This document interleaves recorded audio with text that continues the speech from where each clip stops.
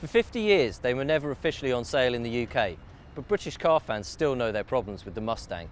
It's an ageing legend, trading off one great early hit album. It's lardy, ungainly, and the biggest problem of all for us Britons is left-hand drive. But not anymore. This is the brand new Ford Mustang. It looks sharp, it can hit 60 as quickly as a Jaguar F-Type, and the best thing of all, the steering wheel, quite literally, is on the right side. This year, for the first time, Ford has officially put the Mustang on sale in the UK, and it's made it in right-hand drive. You can get two versions. There's the 2.3 litre EcoBoost engine, which will hit 60 in 5.8 seconds, or there's this, the 5 litre V8 GT.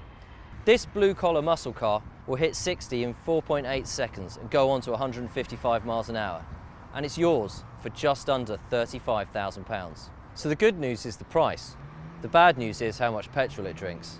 If you buy the sensible 2.3 litre EcoBoost, Ford says you should get 35 miles to the gallon. With this, the V8, Ford says 20 miles to the gallon. But this week, driving around town, I've been doing just the wrong side of 14. But then, you don't buy a Mustang for the fuel economy. You buy a Mustang for the history, but Ford's hoping that you're going to buy this one because it's a good car. So what's it like inside? Well, the cabin's a pretty nice place to be. It's as good as most European luxury cars, to be honest. There's probably a little bit too much plastic for some tastes, but what's here looks pretty good.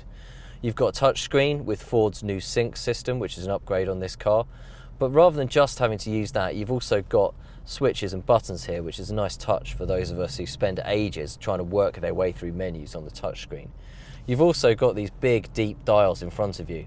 And what I love about them is that the left-hand one says revolutions per minute, the right-hand one, which is the speedometer, but that says ground speed as well. Driving is fine. Cruising around town, it's actually pretty comfortable.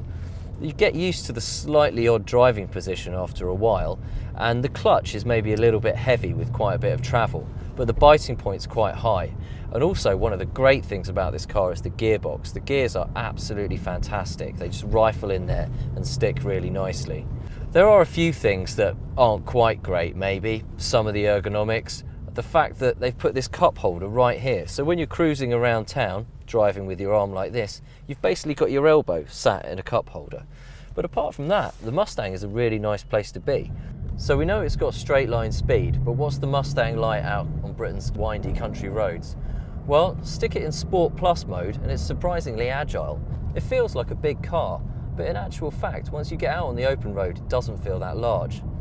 That's because when you look at the specs, this isn't really that much bigger than a BMW M4 or a 3 Series, and we don't consider those to be big cars. I drove a Tesla recently, and that felt very much like the future, and I loved it. This feels very much like the past, but do you know what? I love this a little bit too.